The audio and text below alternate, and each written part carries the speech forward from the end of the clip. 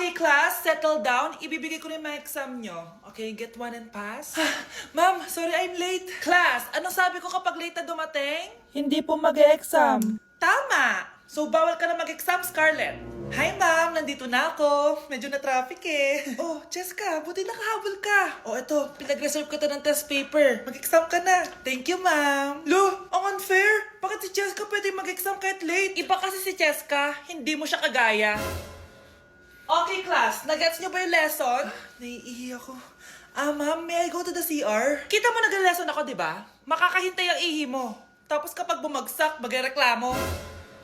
Ma'am, pwede ba akong mag-CR? Sure, Jessica. Umihi ka na. Take your time, ha? Yay! Thank you, ma'am. Ma'am, may favoritism ka. Kapag si Jessica, pwede. Ano ba meron sa kanya? Basta. Pwede ba? Huwag kang bastos. Nag-discuss ako, di ba? Okay, class. Next topic. Okay, class. Ang bagong top 1 dito sa klase ay si Jessica. Ha? Ma'am, paano siya naging top 1? Eh ako yung pinakamataas na grade sa aming dalawa. May mga special grades kasi siya at wala ka nun. Anong special grades? Yan ba yung pagbibigay sa'yo ng pera ng magulang ni Jessica? Kaya siguro favorite mo siya. Ano pinagsasabi mo, Scarlett? Alam ko namang mahirap tanggapin na natalo kita. Hindi ka patitigil, Scarlett, ha? Gusto mo dalhin kita sa principal's office? Sige, punta tayo sa principal's office. Ipapakita ko lang tong chat nyo ng magulang ni Jessica. Ito ebidensya, oh. Nagbigay sila ng 100,000 sa'yo. Burahin mo yan! Humanda kayong dalawa sa akin. Kyle, anak! Uuwi yung mga kapatid mo. Talaga, Nay? Tagal kong hinintay ito. Grabe. Akala ko nakalimutan na nila tayo kasi successful na sila eh. Miss ko na sila. Tagal na din nung last na pumunta sila dito. O sige na anak, hintayin mo sila sa labas ha? Maghahanda lang ako ng kakainin natin mamaya. Uy, Kyle, balita ko, uuwi yung mga kapatid mo ah. Opo tita. Paano niyo po nalaman? Basta! Siguro proud yung nanay mo kasi successful yung mga anak niya, no? Oo naman, tita. Nagbunga lahat ng paghihirap ni nanay sa kanila. Deserve nyo yan. Malapit nyo nang malaman ng totoo lang sikretong hindi nabubunyag. Pasok na po ako, tita. Sige. Hello, Nay! Nandito na yung anak mong doktor all the way from New York! Hi, Nay! Nandito na yung anak mong teacher all the way from Central Elementary School! Hello, Nay! Nandito na yung anak mong engineer.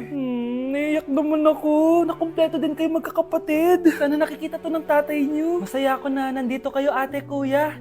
Sana maging successful din ako na kagaya niyo. O siya na, kumain na kayo ha? Galing pa kayo sa malalayo eh. Wow naman, Mare. Bigatin na yung mga anak mo. Saya-saya. Oo naman, Mare. Ilang taon din akong kumayod para mapagtapos lang sila. Pero worth it naman, di ba? Teka, Mare, para mas masaya, may kailangan kang malaman. Oh, eto. Ha? Ano to, Mare?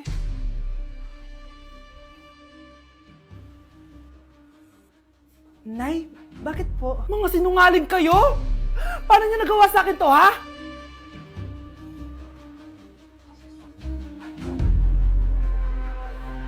Anak ko, binili ko to para sa'yo. Bagay sa'yo to. Ang ganda, di ba? Wow, Nay, ang ganda. Parang ang feeling yan pag sinuot ko yan. Sana may ganyan din ako kagandang damit kagaya ni ate.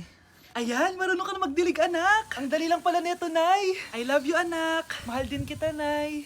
Sana may ganyan din kaming banding ni nanay. Nagugutom na ako. Nay, may ulam pa? Ay, sorry, anak. Kinain na kasi ng ate mo yung ulam, eh. Sige, Nay. Di na po pala ako gutom. Sana pinagtitira din ako ni nanay ng ulam. Alam mo, Bes, favorite talaga ng nanay ko yung ate ko. Feel ko tuloy, ampun lang ako. Bes, what if hanapin mo yung birth certificate mo? Malay mo, ampun ka lang talaga. Asan yung birth certificate ko? Kay ate to, ah. May stage 4 cancer si ate. Oo, anak. May cancer ang ate mo. Anay! Kaya palagi nasa ate mo yung attention ko kasi ine-enjoy ko lang lahat ng oras na nabubuhay pa siya. Nay, sorry kung nagduda ako kung anak mo ba talaga ako. Ngayon, alam mo na, anak. Ano, Nay? May cancer ako? Kailan niyo ba lang sabihin sa akin to, ha? Anak! Kaya di ko sinasabi sa iyo kasi baka di mo kayanin. May cancer ako. Anak! Ate! Gusto ko lang maging malinaw sa inyo na dito sa klase ko, ako ang nasusunod. Naintindihan? Ma'am, ito po yung assignment ko. Anong klaseng assignment to? Parang ginawa lang ng bata. Mababa lang grades mo dito, ha? Pinaghirapan ko yung assignment na yun. Sino ang pambansang bayani natin? Ma'am, Scarlett.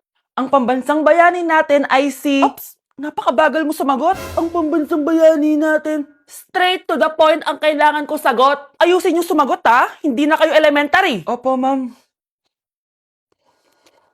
Pinayagan ba kita kumain sa loob ng klase ko? Ma'am. Akin na yan. Kung ayaw niyong binabastos kayo, wag niyo akong bastusin. Ay, oo, be. Kain tayo sa labas mamaya, ha? Hala, galit na si ma'am. Umalis lang ako saglit, ganyan na kayo.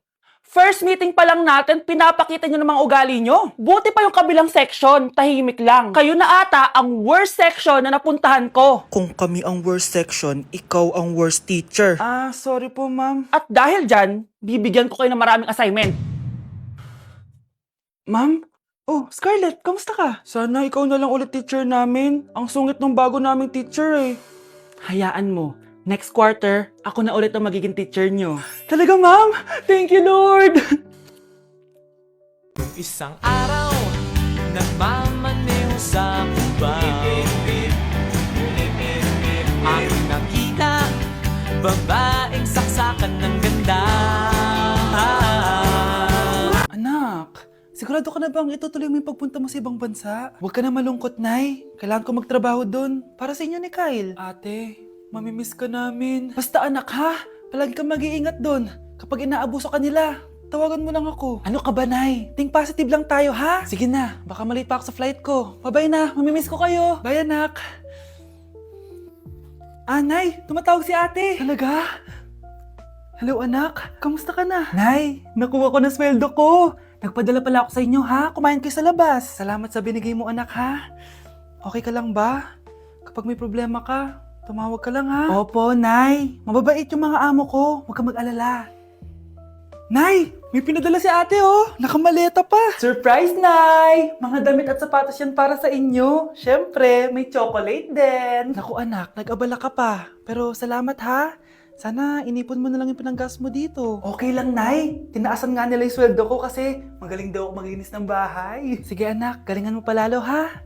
Wow, ang daming laman! Bakit di sumasagot si Scarlett? Baka busy. Anak, tumawag na ba ate mo? Ilang araw na siyang di tumatawag ah. Nay, may tumatawag. Ay, salamat sa Diyos, tumawag na. Hello anak. Nay, may pinadala ulit sa ate. Ang bigat. Ano? Anong nawawala? Ano kaya naman nito? Hello? Hello?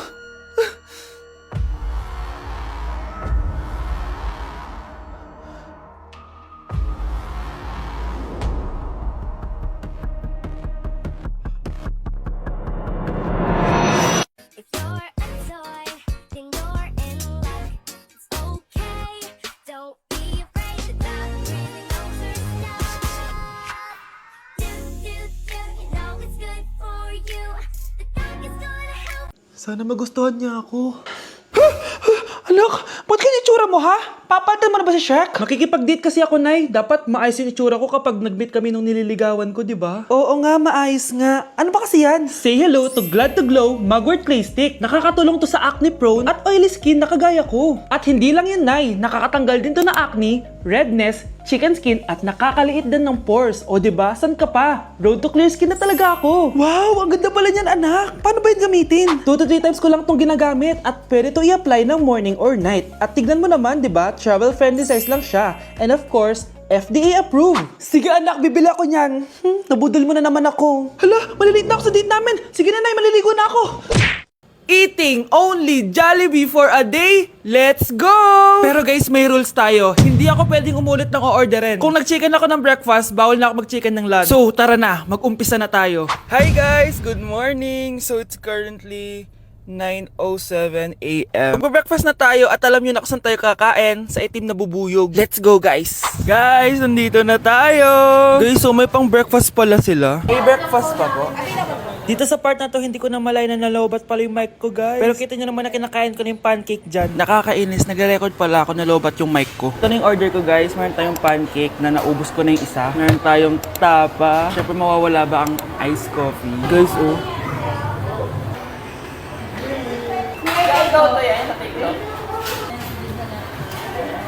Sarap na guys. This is my new favorite. Okay, next naman itong tapa. Tikman na natin.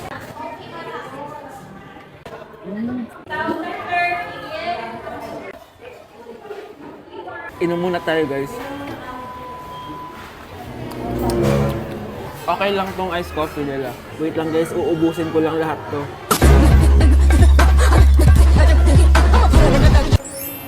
I love my breakfast. Super satisfied at worth it naman yung mga binili ko kasi nabusog ako guys. Pero, hindi ko na pwedeng orderin yung mamaya. Kahit gusto ko kasi wala na yung mamaya, pang breakfast lang yun. Guys, na-excite na ako kung anong kakainin natin mamayang lunch. So, see you later. It's lunchtime guys. So, naligo na ako para naman fresh tayo, no? Parang di naman fresh. Medyo na late lang yung lunch natin kasi magti-3 na. Kasama pala natin mag-order si Honey Bunny.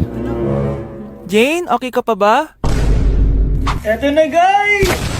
Na para bang magbumukbang ako. Guys, nakikita nyo ba to? Sana nagugutom na kayo habang pinapanood nyo to. Sarap! Ano ba? It's giving talaga mga mima ko. Ito na talaga ang ginagamit ko sa laps ko.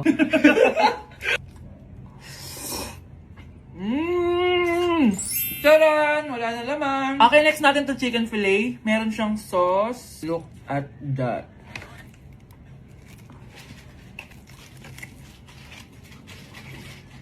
Ano ba?